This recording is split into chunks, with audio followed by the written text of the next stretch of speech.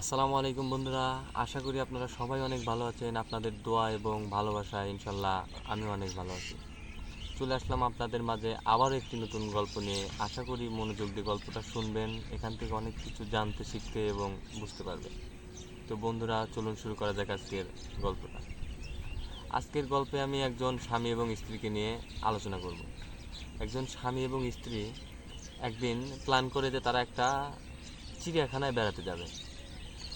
তো যা চিন্তা তাই কাজ। স্বামীর অফিস বন্ধের দিন স্বামী এবং স্ত্রী চলে যায় একটা চিড়িয়াখানায়। তারা সারাদিন ওই চিড়িয়াখানার মধ্যে ঘুরে ফিরে বেড়ায়। একটা সময় তারা দুজন একটা বানরের খাঁচার সামনে গিয়ে দাঁড়ায় এবং ওইখানে দাঁড়ানোর পরে তারা দেখতে পায় যে ছেলে বানরটা মেয়ে বানরটার গা মাথা সাপটে দিচ্ছে, অনেক ভালোবাসছে।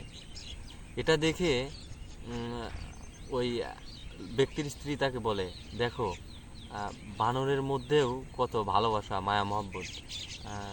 সে তার স্ত্রীকে কত আদর সোহাগ করছে, কত ভালোবাসছে।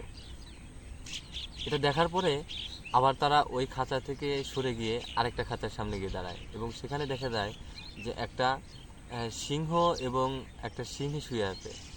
অর্থাৎ সিংহটা খাঁচার এক পাশে এবং সিংহীটা খাঁচার অন্য পাশে শুয়ে আছে। দেখা যাচ্ছে, মনে হচ্ছে যে তারা দুজন গন্ডগোল করে আছে, অর্থাৎ রাগারাগি করে আছে।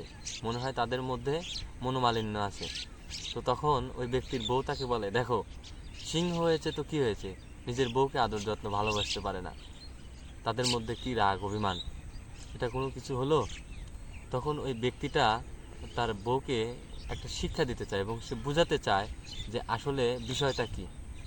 তখন ওই ব্যক্তি তাকে বলে যে তুমি আমাকে দুটা ইট এনে দাও, আমি তোমাকে এই দুটা খাঁচার মধ্যে থেকে কোনটা আসল ভালোবাসা এবং কোনটা নকল ভালোবাসা এই জিনিসটা বের করে দেখাই।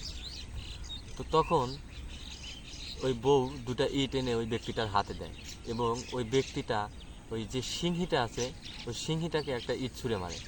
দেখা যায় যে ওই সিংহীটাকে ইট ছুঁড়ে মারার কারণে সিংহটা অনেক ক্ষেপে যায় এবং গর্জন করে ওঠে ওই ব্যক্তিটাকে আক্রমণ করতে সামনের দিকে এগিয়ে আসে। যদিও সামনে খাঁচা ছিল যার কারণে আক্রমণ করতে পারে না, কিন্তু রাগ দেখে বোঝা যায় যদি খাঁচা না থাকতো তাহলে ব্যক্তিটার অবস্থা আজকে শেষ করে দিত। তখন ওই ব্যক্তিটা বলে, এবার চলো বানরের খাঁচার কাছে যাওয়া যায়। ব্যক্তিটা বানরের খাঁচার কাছে যায় এবং ওখানে গিয়েও আরেকটা ইট দিয়ে বান্দরনিকে ঢিল মারে। দেখা যায় যে ওই ঢিল দেওয়ার কারণে বানর যে ছিল, যে বানরটা তার স্ত্রী বানরকে অনেক ভালোবাসছিল, আদর করছিল, ওই বানরটা তার স্ত্রীকে রেখে দৌড় দিয়ে পালিয়ে যায়। অর্থাৎ ঢিল দেওয়ার কারণে সে ভয় পায় এবং স্ত্রীকে রেখে পালিয়ে যায়। তখন ওই ব্যক্তিটা তার বউকে বোঝায় যে দেখো, আমাদের সমাজে আমাদের আশেপাশে এমন বহুত মানুষ আছে যারা আমাদেরকে সামনে থেকে দেখায় যে তারা আমাদেরকে প্রচুর ভালোবাসে, কিন্তু ভিতরে ভিতরে যদি তুমি কখনো বিপদে পড়ো তারা তোমাকে ফেলে রেখে চলে যাবে। কিন্তু এমন কিছু মানুষ আছে যারা তোমার সামনে কখনো প্রকাশ করবে না যে তারা তোমাকে ভালোবাসে, অথচ তারা তোমাকে তাদের জীবনের চাইতেও অনেক বেশি ভালোবাসে। এই যে একটা গল্প বললাম বন্ধুরা, এই গল্পের মাধ্যমে কিন্তু অনেক গুরুত্বপূর্ণ একটা বিষয় বুঝতে পারলাম। সামনে যারা যারা শুধু লোভ দেখানো ভালোবাসে তাদের থেকে দূরে থাকার চেষ্টা করবেন এবং অবশ্যই বুঝে নেবেন আপনার প্রিয় আত্মীয় মানুষগুলো ছাড়া আপনাকে কেউ কিন্তু ভালোবাসবে না।